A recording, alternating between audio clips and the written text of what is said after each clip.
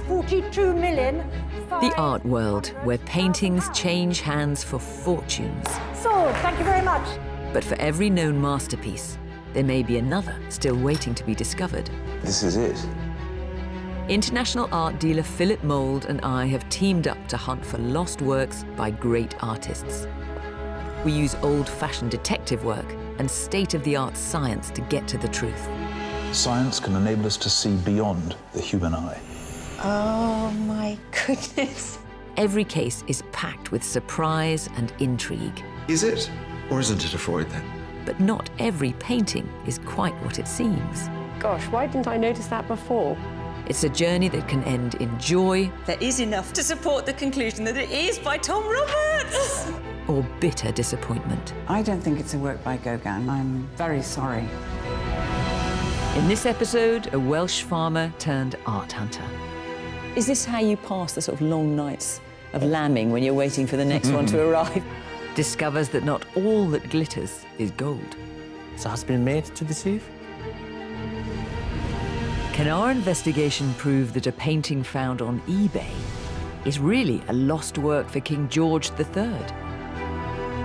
I'm going to be looking at this painting probably for more hours than anyone since the artist painted it. We draw together the worlds of art and forensic science.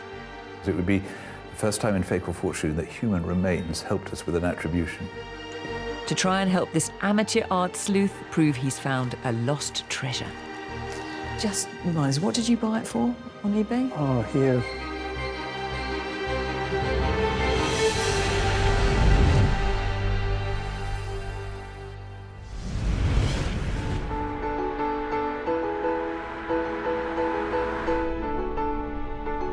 Our Fatal Fortune investigations have taken us to some beautiful locations across the world. This time, we've been called to Anglesey, at the northern tip of Wales, somewhere both I and Philip know well. Well, it's great to be back in North Wales. I used to come here as a child on holiday. Gosh, I spent ages down here as a kid. In fact, the high point was when I entered the Clanfestiniog fancy dress competition as John Lennon. And did you win? Unfortunately, runner-up only. I broke my circular glasses. We're here at the request of farmer Hugh Lewis. Far from the high-end galleries and auction houses Philip's more familiar with, Hugh hunts for art treasures online. We're here to talk about Hugh's paintings, which he bought on eBay. Which is a pretty bold move, given how many fakes we've discovered out there. Well, that's a pastime riven with risk, but I'm intrigued to know what he's turned up. As COVID restrictions stop us meeting in the farmhouse, we've been offered sanctuary in the local church. Hello, Hugh. Hello, hi. Very nice to meet you. And very nice to meet you as well. We've arranged to look at some of Hugh's paintings. I've never dared buy paintings on eBay. Furniture, yes, but paintings, no. And I'm immediately reminded of how shark-infested these waters can be. This is classic buying online territory. You've been taken in by a painting that was designed to look like an oil painting, but isn't. OK, so that's one dream crushed. Well done, Philip. The date of the painting, I'm afraid it's not as it should be. Yeah, that's really disappointing. This is a classic trapper in that way. We call them trappers, you know, and they take your eye, you get excited, deal done, you bring it home, and Bob's not your uncle. Little knowledge is a dangerous thing, perhaps. Despite the setbacks, Hugh has another picture he's particularly excited about. This is a painting of the Last Supper. Ah. I saw it online, and you can see the oil sketch underneath, which is really quite well done. The Last Supper, big subject. This is one of the most recognizable scenes in Western art. Christ at the center, his apostles reacting to the shocking news that he will soon die. The bread and the wine, familiar symbols of his sacrifice. And Judas shown wrestling with the decision to betray his master. And Hugh's research extends to a possible artist. I believe it's Benjamin West. He started painting in America, and then he came to this country. Benjamin West claimed he first learnt to paint when Native Americans showed him how to mix pigments from mud. After leaving America and settling in Britain, success followed quickly, and he became one of the most famous artists of the 18th century. The bold storytelling of his paintings captivated London. Crowds queued to see his canvases filled with moments of drama and high emotion. And his biggest fan was King George III, painted here by West. He made West his official history painter, and together they aimed to bring about a magnificent new era in British art. During the 20th century, many of West's works left Britain and are now in the museums and galleries of America. I wonder what makes Hugh think that this rather dark and damaged-looking painting could be an overlooked West. Someone's had a bit of a go at it with what looks like a Brillo pad down the bottom. So there's real quality there. The condition, you're right, a bit problematic. But if we could attach the name Benjamin West to it, Yeah. I mean, that, from an art historical point of view, from a commercial point of view, is worth having. So how much did you pay for it, Hugh? Well, it was advertised online for £50 as a starting bid, and nobody bid, so I got it for the original price of £50, which is amazing, really. Well, 50 quid is a heartening starting point, Hugh. If this is right, I suspect, to someone who feels attached to this type of artist subject matter, £30,000, possibly more. Sounds interesting. It's good. Buy a lot of sheep with that, Hugh. Yes, yes, yes.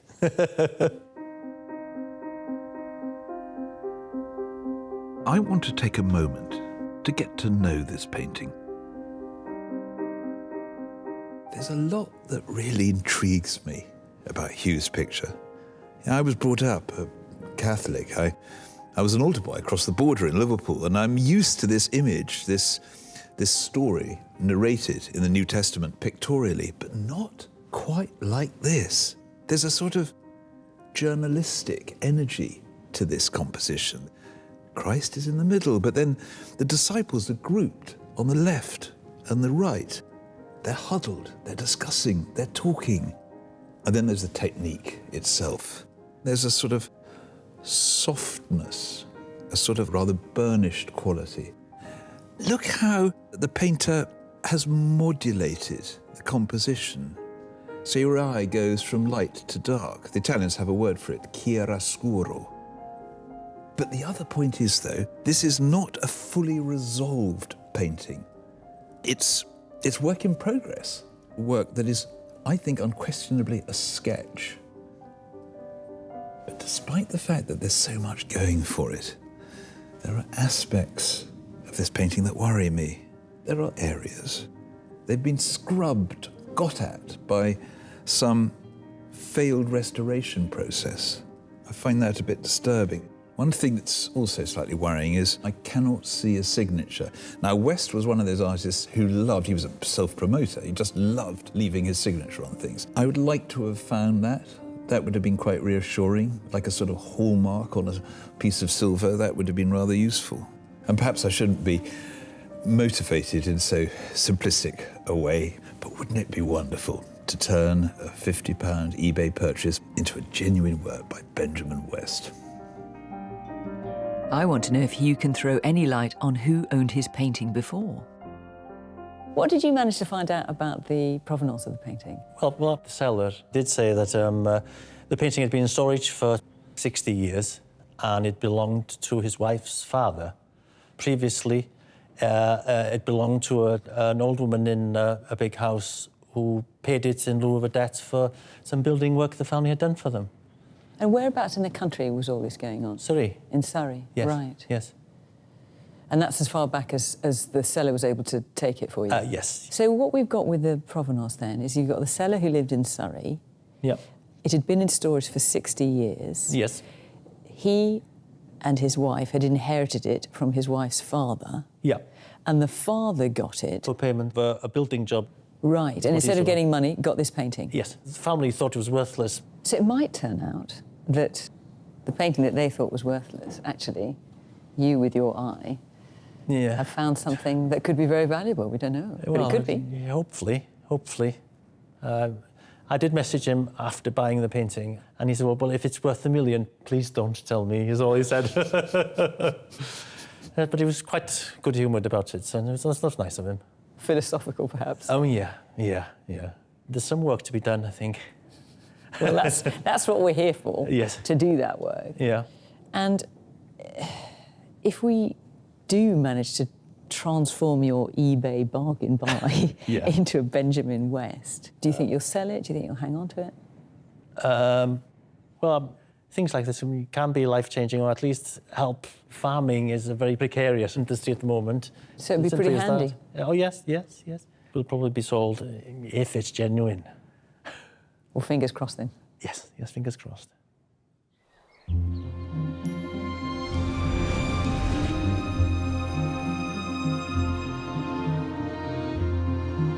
To begin my investigation into Hugh's painting, I'm heading to another church, slightly larger this time, the Chapel of St. Peter and Paul in Greenwich. I need to find out more about West and whether the Last Supper was a subject he ever painted. To help with my research, I've arranged to meet Desmond Shaw-Taylor. Desmond, hello. Good to see you. He's the most recent surveyor of the Queen's pictures, a position West once held in the court of George III. We're meeting in front of the only West work still hanging in the space it was made for, a painting of St. Paul shipwrecked. This is an epic work, isn't it, Desmond? Benjamin West specialised in full-scale figure paintings in the great tradition of Raphael and Michelangelo. I think what he sort of adds, not perhaps you can't add much to Raphael and Michelangelo, but his particular take on it, I think, are these very abrupt transitions from light to dark. You can see particularly that area of light in the centre of the composition, which you can't actually see the fire, but you can see the light of the fire, so you see these shapes in dramatic silhouette. It's certainly stunning to see that. I mean, and trying to relate it to the little sketch that we've got. I just want to ask you some questions about that. So, Desmond, what we're looking at is a possible Benjamin West sketch for a Last Supper. Last Supper? Good. There are actually two paintings of the Last Supper by Benjamin West for George III. Two really important commissions at Windsor. And the first is a new-built chapel, the Chapel of Revealed Religion. And basically it was going to tell the entire story of the Christian religion from beginning to end. Very grand. Very grand. And its high altar was going to look like that. The Last Supper, sitting on the altar table as Last Suppers should, because it is about the communion wafer and the wine. And what happened to that? Never built. Project entirely abandoned. So George III commissioned Benjamin West to paint a Last Supper for this new chapel at Windsor, which then never got built. The painting was painted, yes, but clearly was never hung there. Absolutely. So you mentioned two Last Suppers. What about the other one? Other one. It was created for St. George's Chapel at Windsor. And that definitely does exist. I mean, that's Absolutely, where Harry and Meghan got married, and we all know it very well. Absolutely. And I'm showing you here a watercolour of it, exactly the same position, immediately over the altar table. And it was set off by huge stained glass above, also designed by Benjamin West, showing the resurrection of Christ. So that's an intriguing start. There's not one, but two large-scale Benjamin West Last Suppers, both altarpiece paintings for King George III. So if Hugh's painting is genuine, it has to be a preparatory work for one of those. Our next job has to be to find those two large, finished works. The first one, made for the never-built Chapel Royal, is now in the stores of the Tate. Usually I'd be rushing to see it in the flesh, but COVID shutting down museums all over the world has meant that we have to rely on digital technology to make a comparison. So what we now need to do is work out whether Hugh's little eBay sketch could in any way be preparatory for the Tate picture, this monumental 2 metres by 3 metres composition, and at first glance, a very, very similar concept, painting. It's the Last Supper. It's Christ at the centre, a very sacred, significant, and much portrayed scene. And the light is rather similar, the sense of the tent and the moon, that strong drapery. So the question is, how does that compare to Hugh's sketch? Well, I can see some similarities, but there are so many things that are different, Philip, that I just can't quite get past. So the figure of Judas is the really obvious one, because it's so dominant, isn't it, in Hugh's painting? He's there, big and brooding and tortured, right in the foreground, about to exit right. And I presume that's Judas sitting there on the right, is it, in that painting? Mm. And I have to say, dare I say it, I prefer it in Hugh's sketch. Mm. And then when I look at that Christ in Benjamin West's painting, he slightly looks like those kind of romantic princes in the Ladybird books I used to read as a child. You know, when you look at his face. And then you look at the one in Hugh's picture, and there is a very different face, isn't it? Older, with the weight of the world on his shoulders. And I think you put your finger on it. There are some fundamental differences here. Your eye goes from the divine image of Christ through to the huddled, troubled one of Judas. Not necessarily with this one in the Tate. There are definitely similarities. There's the same sort of, the gene pool of thinking is the same, but no, it doesn't feel like one is the sketch for the other. So we're decided. Hugh's painting can't be a sketch for the 1784 Royal Chapel altarpiece painting. We have to hope that the second one is a better match.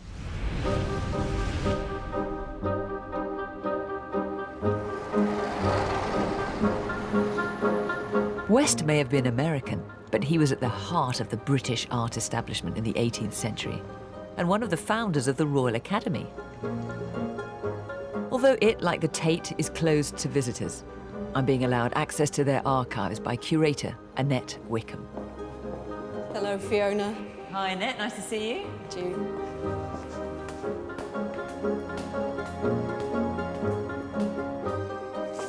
Wow, that is a very striking picture, isn't it?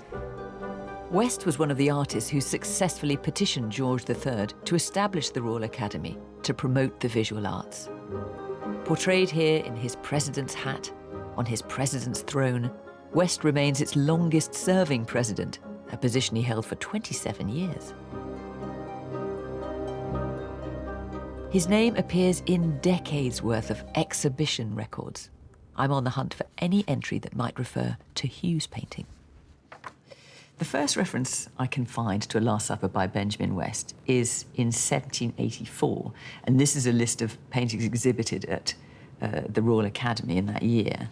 And we've got here, number 437, The Last Supper, a design for a picture for His Majesty's Chapel in Windsor Castle. That's the picture I looked at with Philip that's now in the Tate. And we don't think that Hugh's picture is a preparatory sketch for that Last Supper. But what is good to know is that Benjamin West was exhibiting his sketches. The next reference I can find is a bit of a jump ahead, all the way to 1804. Now here we've got The Last Supper, the original sketch for the great picture over the communion table in the Collegiate Church at Windsor. Now, I've done enough royal weddings in my time for the BBC to know that the Collegiate Church is the same as St. George's Chapel. So this, I think, is a sketch that we're interested in when it comes to Hugh's particular picture. And what's very frustrating is, although it shows it was exhibited, it has no information about its size, any dimensions at all, or any description of it. So that's encouraging and sort of frustrating in equal measure. And then finally, 1806, so another year on, again, sketch for the picture of the Last Supper, the altarpiece of St. George's Chapel, Windsor, Benjamin West. But no details, no dimensions. And is this the same sketch that was shown in a previous year? So that's at least one sketch for the Royal Chapel, and more promisingly, one, possibly two, for St. George's Chapel. The lack of description makes them too vague to identify as Hugh's. I wonder whether we know where those sketches are today, and if one of them could be Hugh's picture. What we do know is that there are two sketches by West for his Last Supper. which have been identified and their whereabouts are known. One for St George's Chapel, one for the chapel that was never built. But there is possibly a third sketch and hasn't been seen or recorded for over 100 years. A missing Last Supper sketch? That's right. I like the sound of that. Well, there are references to it from the works that West's sons inherited from him. Eventually, they started selling off the work. Well, this is exciting. So it's possible, if it exists, it could be Hugh's picture. It's possible. So I need to find a record of that sale and see what I can dig out. That's right. Thanks, Annette. You're welcome. So now we know West produced sketches for his 2 Windsor altarpiece paintings. After a bit more digging, I found out that one for the Royal Chapel and one for St George's Chapel both went to buyers in the United States in the 20th century. But what of the third possible sketch not seen for over 100 years? Could Hugh have found that sketch? A missing sketch is certainly intriguing. But I still need to be sure Hugh's picture is a preparatory work for a finished painting. I've located West's second altarpiece painting, the St George's Chapel Last Supper. Since 1980, it's been in America at the Detroit Institute of Arts, one of the world's great art collections, and a museum I'm familiar with. But with international travel prohibited, I've arranged to see it through curator Benjamin Colman. Ben, hi there. Well, thank you for joining us in this funny way across the Atlantic. It's always a pleasure to talk about Benjamin West, even if we need the magic of technology to make it possible right now. I can see it behind you now. It is quite extraordinary. What a magnificent painting. What is also remarkable, and to me very satisfying, is I'm looking at the two, and those similarities are so resounding, really familiar signs that our sketch is so close to your epic work. The moon through the left-hand arch is a match. The disciples' groupings are the same. So too the cup and the bread. And most identifiably, Judas is glowering at us from the front of the painting in the same way. But, you know, I mean, we are dwarfed by yours. What a magnificent painting. This painting has such a magnetic pull from across the room. It's the first painting that you see when you round the corner into this tremendous gallery of American art history paintings. The painting pulls you in from across the room. There's lots of contrast, lots of shadow. You know in half an instant who is bathed in a kind of virtuous golden light, who's cast in a sickly green shadow. You know who the good guy is and who the bad guy is. So something I'm trying to get my head around, Ben, is how come ours is, although the same basic colours, so much softer? The light is so much gentler than in yours. Thinking about Benjamin West as an artist who sometimes made different versions of a composition, who was very eclectic as a painter, who experimented with different styles before he settled on finished work. It could just be that Benjamin West is experimenting, is thinking of an alternative idea, a different mood for the Last Supper. There is, though, a less reassuring possibility. And what are the challenges in trying to prove a Benjamin West as authentic in your experience? It's a big question. Certainly, we know that West had many students and many imitators. So it certainly doesn't seem unlikely that some of West's students or some of his admirers would have made copies after such a major commission as this Last Supper for the chapel at Windsor. So Hugh's sketch is definitely related to the St George's Chapel Last Supper. What we must now do is prove it's a genuine preparatory work by West himself.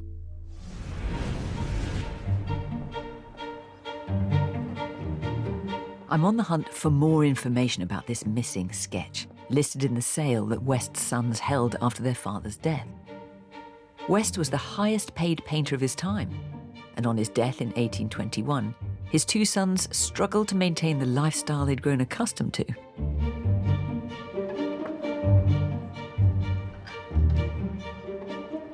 At the Paul Mellon Centre for Studies in British Art, I've got a copy of that 3-day sale.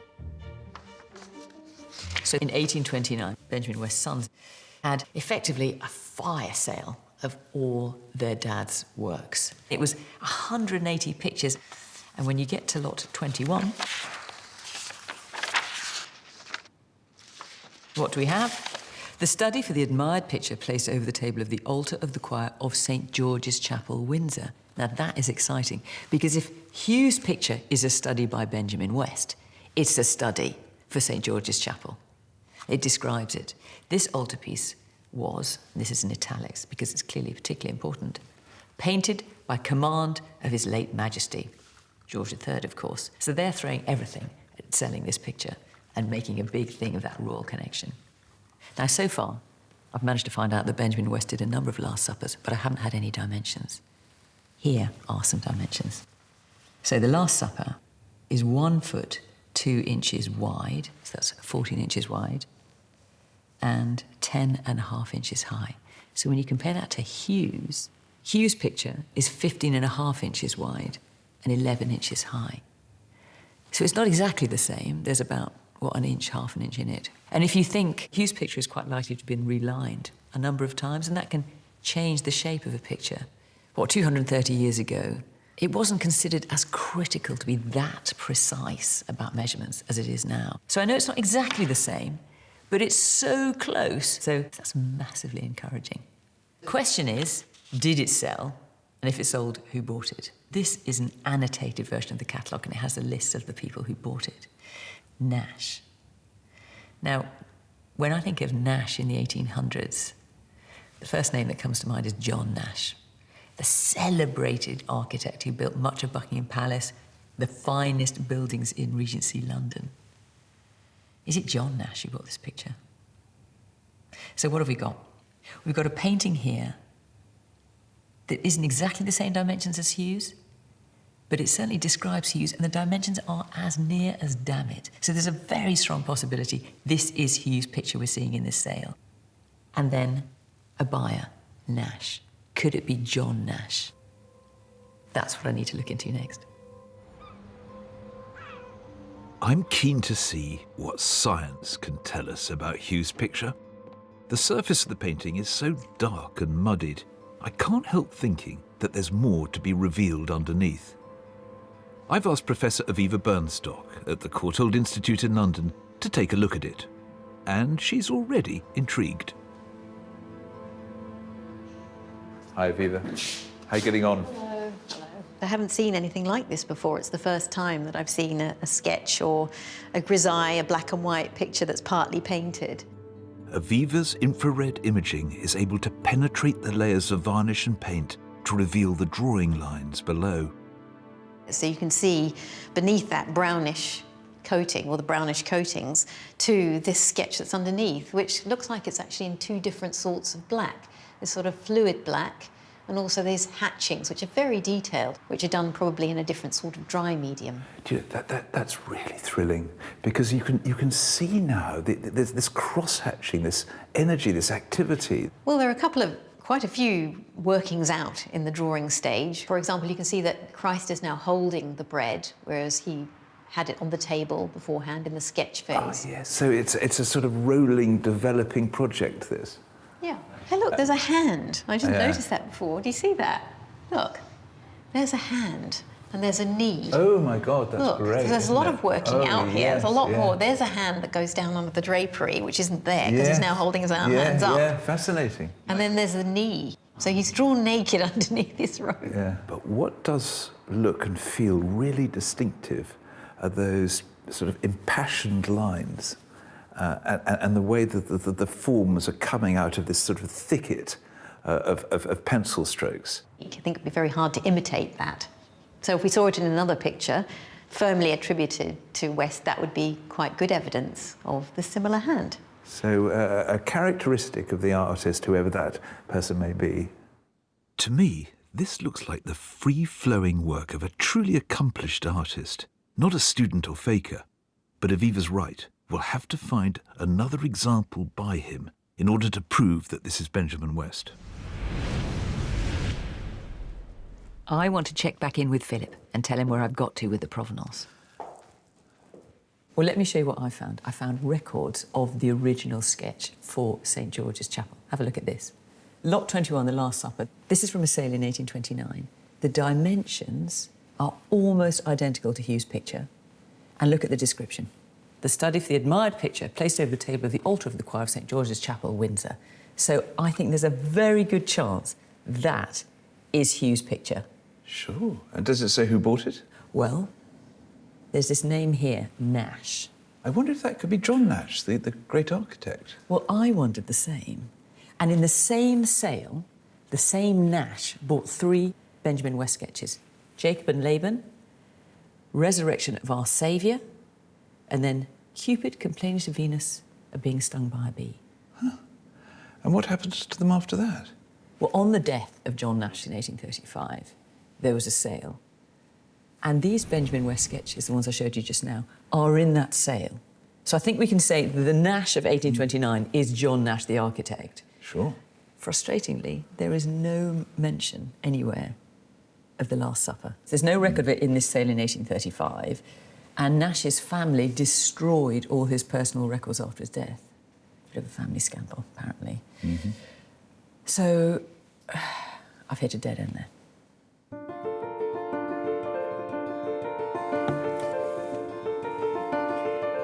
With the paper trail seemingly going cold, I need a new strategy. Could the back of the painting hold any leads? There's a sticker here, which I like to see. Expert in ancient and modern pictures. Haymarket, which is 2 or 3 minutes from here, in central London. And then I'm trying to look at the gallery name, and there's a letter, G maybe? The sticker's been ripped, I just can't quite see what that is. And what else have we got? Numbers, 3722 on the canvas, possibly from an auction house. And then above it, 405, what looks like W, perhaps? This one in particular looks familiar. I think this could be a Christies stencil. We've got a sticker and we've got numbers, and those are clues, and those are something that we can definitely investigate.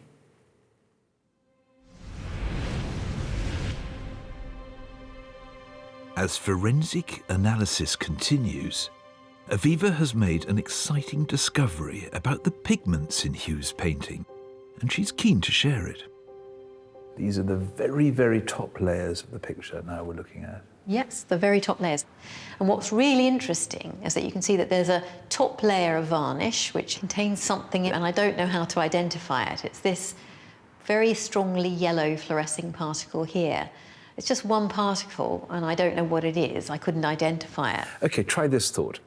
We know, but there's some fantastically lurid accounts for the materials he used in the 18th century, such as Indian yellow from the urine of cows only fed on mango leaves, and mummy brown, made from real mummies excavated from the ground, you know, in Egypt and places. I am sceptical about the materials that people say they used. But I have found in this cross-section a few characteristic particles, which could be mummy, I suppose.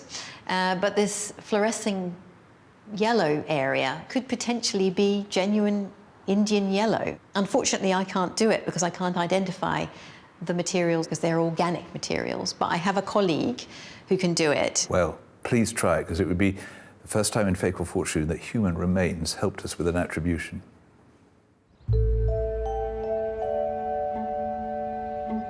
That dirt and damage seen under Aviva's microscope still troubles me. And I'm really concerned the painting's condition is now holding us back. So we've asked Hugh to join us in the gallery. Hello. Hi, Hugh. How are you? Nice to see you. Nice to see you as well. So, Hugh, we've got a decision to make, and the question is to restore it or not. Now, Philip, what are the arguments for it? If we're going to give this picture every opportunity, it's got to look the part, and I think there are losses here which are still problematic. I mean, it's particularly that section at the bottom, isn't it, you're thinking, Philip, where either the colour never was there or it's been abraded off in some way. And one of the things I think we've got to really get to terms with is what varnish is meant to be there and how much of it is dirt. And that is one of those things that, with a restorer, we can really understand. And I'd love to find a signature, but there's still quite a lot, I think, that needs to come out. And restorers are used to doing this. It's first aid. It's not open heart surgery, this, but it's first aid. I just want to sound a note of caution because, I mean, brutally, Hugh, you are taking a gamble. You spent 50 quid on this picture. More money will now be spent on having it restored, and there's no guarantee at the end of the day that the authenticating panel will come out and say it's a Benjamin West, and you might have spent the money for nothing. So given that, are you prepared to put it forward to the restorer? Yes, I am. I'm sure it would shine once it's cleaned, and I will be guided by your judgment. I like your style. OK. To the restorers.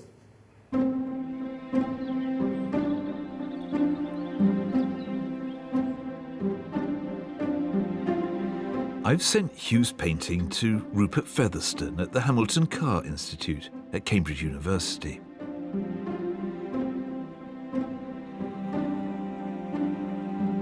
Not only is Rupert a hugely experienced restorer, he also spent many years at the Royal Collection, where they have numerous examples of West's paintings.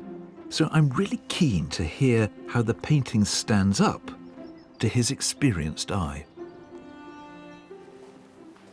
Hello, Rupert. Hello, how are you? So what are your first thoughts about this picture? Well, it's a mixed bag. It's very interesting. There are features that remind me of Wests I've seen, but I'm not so sure about all this sort of outlining. It's slightly unusual, the sort of going almost like a comic book style, isn't there, in parts? It strikes me as having great potential, but it's just being held back somehow. Do you think you're going to be able to resurrect this picture? I'm pretty confident we can. And you can already see the difference in colour, so that the deep turquoisey colour of the sky is coming out. It was such a sickly green before. So how are you going to make sure that you only take off the dirt and not what the artist intended? What I'm doing at the moment is just removing the natural resin, and you can tell that on the swab and using ultraviolet. So I'm not going through all the layers. I certainly won't want to rush into it and clean all the way through, which is what happened before. And that's why we've ended up with this sort of abrasion and damage at the bottom. What do you take varnish off? You've got to put paint on? For example, Judas's face just reads as a sort of fuzzy blob at the moment, but just a couple of little bits of retouching, little dots to cover up those areas of ground, and you'll be able to see his face again, and that sort of scowl and angst or whatever. The process of conservation takes us back to what the artist intended and might also bring about revelations. I would just be so thrilled if you could find a signature. I mean, where would it be? I suppose normally you'd expect a signature along the bottom edge. So one might worry that if the signature had been there, it may no longer be there. I'm going to be looking at this painting probably for more hours than anyone since the artist painted it, I suspect. So if there is a signature somewhere, I really hope I'll be able to spot it.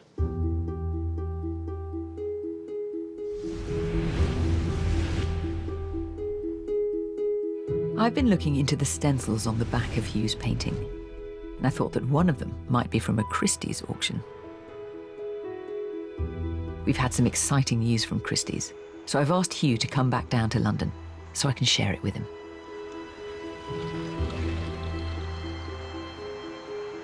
So, Hugh, do you remember the numbers on the back of your painting? Yes. So there was 3722 and 405, what looked possibly like a W. Yes. So we went to Christies. All right, yeah. And they said, that's not 405W, that's 405V. All right. So that means it was sold through Christies. So it's record. So it's recorded. So what we found out is the date of the sale that 405V refers to. All right, yeah. I've got the details here. Ancient and Modern Pictures, the property of Sir William W. Knighton, deceased. So on the third day of the sale, May the 23rd, 1885, it refers to your picture, lot 451. This is definitely your picture with 405V on the back, and it says, The Last Supper, B. West. Oh, that's good. I mean, that is a massive breakthrough. We've been talking about various sketches by Benjamin West. We now have information about your sketch. This is your sketch being sold by Christies and being attributed to Benjamin West. That's good. Your stamp is on the back, 405V. Oh, and interestingly here, it says signed and dated. What this tells us is there is a signature on your painting. That's good. On your sketch, so we need to find it. I mean, obviously it could be someone pretending to be Benjamin West, but nonetheless, at this sale, it is attributed to Benjamin West. That's good. So we know that William Knighton sold it. Now, who bought it? And who did buy it? M. Cole, it says. Christies think M. Cole is probably Martin Kolnagi. Who is Martin Kolnagi? Martin Kolnagi was a very, very well-known art dealer of his time. You know, a very well-known name. It's a name we come across quite often on Fake or Fortune. We're bound to find some lead, aren't we? There'll be a record of something, will there, hopefully? That's exactly what we're going to do. Yeah. See if we can hunt down your picture. Good, good. Like the rest of the world, I'm having to take up the challenge of working from home. It's been productive, and I've managed to make an exciting connection.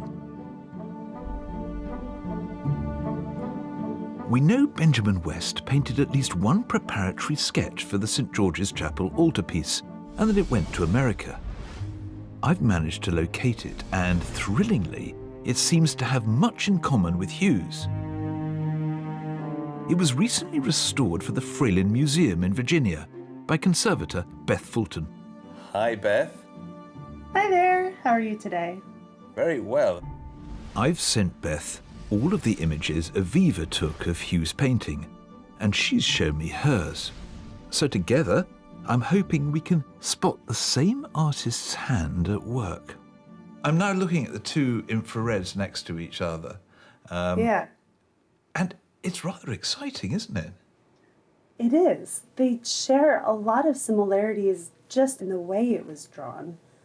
You can see there are sort of the sketchy lines that he makes in the figures to denote volume. I couldn't agree with you more. And actually, it's almost as if you're looking at an old master draftsman.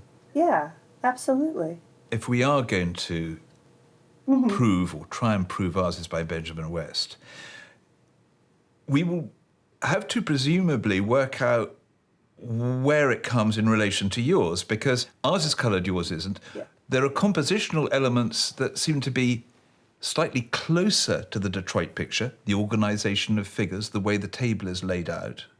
Absolutely. It would almost seem, therefore, that if ours is to be right, and it isn't someone just faking it, then ours is closer to being the sketch for the Detroit picture. I would say so. I think in terms of a timeline, the Fralin sketch would come first, as he's just putting together this composition, and then he's making those changes closer to the final version. It feels with Beth's help, we've mapped out a plausible evolution for this composition, but something still concerns me. Fiona has found out that Hugh's is supposed to be signed, and we haven't seen any evidence of a signature. Is yours signed? Yes, but it's not an original signature. Someone added it later. Right. Have you any idea when that might have been? The paint is fairly easily soluble based on the test that we did. So my guess is that it was added sometime in the last 120 years. Yeah. so this is an area where there's a bit of dark practice going on. Yeah, there's definitely an issue with people who might want to try to fake a West. However, I think in this case, it's just someone who's trying to make sure that people are thinking of West when they see this. Having a fake signature on a fully attributed West is a bit of a shock, and a reminder that it takes more than an autograph to prove that a work is genuine. So having compared both works, does Beth believe Benjamin West produced Hugh's sketch? I would have to imagine that it was someone, if not the artist himself, someone very close to the artist who maybe even worked directly with him. Yeah, but Hugh's not going to be very pleased if we tell him it's by someone we can't name who knew the artist very well and was very familiar with the artist's techniques. But right. Without primary documentation, I just can't guarantee to say that this is definitely by West, unfortunately. While we haven't been able to travel abroad, the paint sample Aviva took from the surface of Hugh's painting happily made its way to Amsterdam, and the results are back. Have the team there been able to identify at a molecular level anything that could identify West as the painting's creator?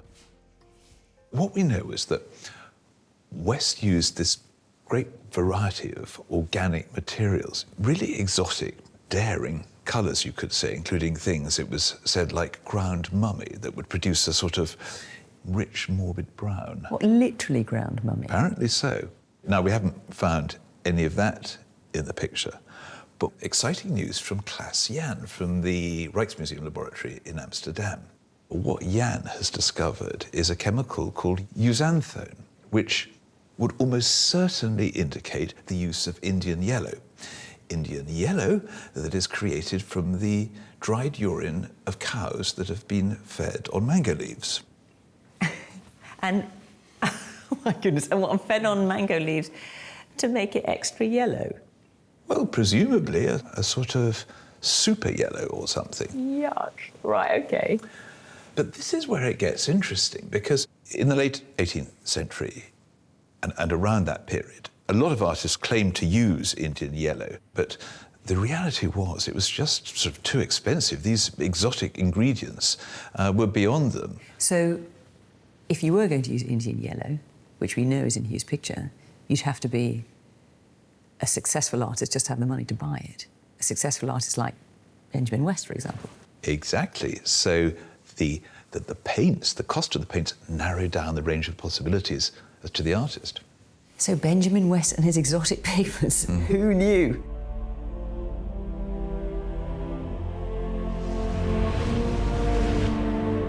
Back to the Christies stencil on the back of Hugh's picture. It's proved for us that Hugh's sketch was sold at auction in 1885 as a Benjamin West. We suspect the buyer was art dealer Martin Kolnagi. As Kolnagi is one of the oldest art dealerships in Britain, I'm hoping its archives will reveal more. So I've come to the rather magnificent place they're held, Wadston Manor in Buckinghamshire.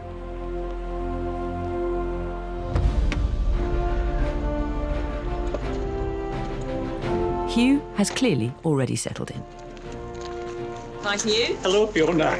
How are you? I'm good. Look at this. Do you like it? What a place. It's just home. It's just home. You wish. Come on. Should we go inside? Yes. I'm hoping historian Jeremy Howard can confirm Martin Kolnagi was the 1885 buyer and tell us where the painting went next. Hi there. Hello. Welcome to Wadston. Thank you very much. Thank you. We're researching Hugh's picture, which you bought on eBay, and we've managed to establish that there is a Christies stock number on the back, which suggests that it was obviously sold through Christies to an M. Cole. That's all we can see, and I'm assuming that's Martin Kolnagi, and I'm wondering if you can shed any light on that. Well, it could be Martin Kolnagi, but the thing is he didn't work for the family firm for very long. He was actually a very good art dealer, was regarded as having one of the best eyes in the business. Oh, so, all right. Things are looking up. Yes. We have in the archive a miniature of Martin Kolnagi, the man who bought your picture at one stage, which was done in 1908, the year of his death. Thank you. He looks a very distinguished man, doesn't he? With a good eye. Painting. Absolutely. The first gallery you bought was in the Haymarket. Hang on. Haymarket? Yes. There's a Haymarket stamp on the back of the painting, isn't there? Exactly, because on the back of Hugh's picture is a stamp that says Modern and Ancient Pictures, Haymarket. Oh, well, that's really interesting, because he would have been in the Haymarket in the mid-1880s. Any records of sales? Unfortunately, I don't think it's possible to check that, because unfortunately he died in 1908, He had no children to carry on the business. And as far as I know, the business records were actually destroyed in 1940, which is when his widow died. Destroyed it? Again? I know, just like John Yes. Nash's archive as well. What is it with these people? I have to say, I thought that coming to meet you, Jeremy, would get us over the line with the archive, but there's literally nothing. So I think we're going to be able to help you further, unfortunately. Once again, we're thwarted by a destroyed archive, and our provenance trail is cut short. Thanks to the Christies stencil and the Haymarket label on the back of Hugh's pictures, we know for sure that it was sold in 1885 as being The Last Supper by Benjamin West, no question. But then whiz forward to the 1960s, when we know it came into the possession of the people who then sold it to Hugh. We've got a gap between 1885 and the 1960s, about 70 years. So have we done enough? Well, we do know there was a Benjamin West Last Supper, it's missing, and it's almost exactly the same dimensions as Hugh's.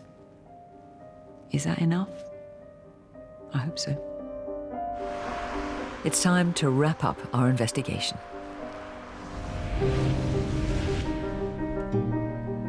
Rupert has completed the restoration work, and we're all meeting back at the gallery. Hello. Hi, Hugh. Hi. Hi, Hugh. Could I introduce Rupert? Hello, Rupert. How are Nice you? to meet you. Looking forward to seeing this. Oh. What It's do you almost think? a different painting, isn't it? Rupert has dramatically rectified over 200 years' worth of damage and mistreatment. There's more of a light and dark quality to the thing now, isn't there? It's fantastic, isn't it? The colours are strong, and they were all there. They just couldn't see them. Yeah, by taking off the dirt, by putting back those crucial losses, that atmosphere that was hinted at in the church, I think you've got back. It's got depth, more mysticism about it. I love this light here on the back of Judas. I think that's really beautiful. Couldn't see that before. It's a lovely thing to work on, actually. Very satisfying. It's not exactly like the finished painting, you know, it's the first draft. I think it's good it's not exactly the same as the other. It makes it much more likely to be before rather than after. There's one remaining puzzle. When this painting was sold at Christie's in 1885, it was listed as signed and dated. Has Rupert uncovered anything to solve that? Did you find a signature or a ghost of a signature? Well, I think possibly yes. If you look bottom, slightly left of the centre, below the cloth on the tablecloth, what looked to me like a date, and then in front of that, the remnants of 4 letters. What do you think, Philip? Do you mind if I have a look?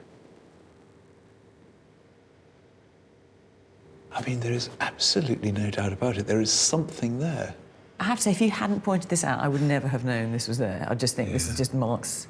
Yes, but they're different marks. It's not in the same pigments as the drawing lines. So if it's not a signature, I don't know what it is. But I mean, the exciting thing is, even if we can't entirely read it, we know that the lost picture that we hope this to be was once signed.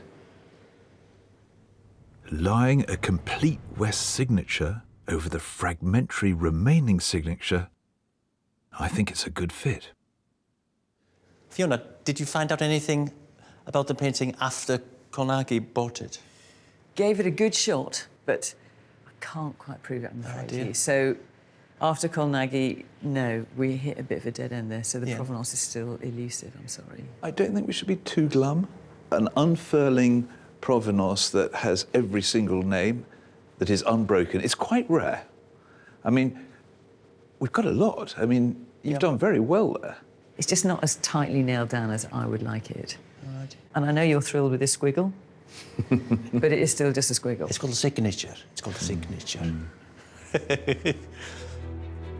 It's Judgement Time. Martin Postle from the Paul Mellon Centre for Studies in British Art has been consulting with Columbia University's Professor Alan Staley, author of the Benjamin West Catalogue Raisonné. These are the people the art world trusts to authenticate a Benjamin West. They will be the ones to decide, is this a Benjamin West? And have we found the missing sketch? I have to say, throughout the whole process of researching this picture, I've kept on, as it were, getting what feels like messages of Benjamin West's presence in the way that he uses his colours, in the lines that run throughout the composition. But as much as I rate this, unfortunately, the decision is not mine.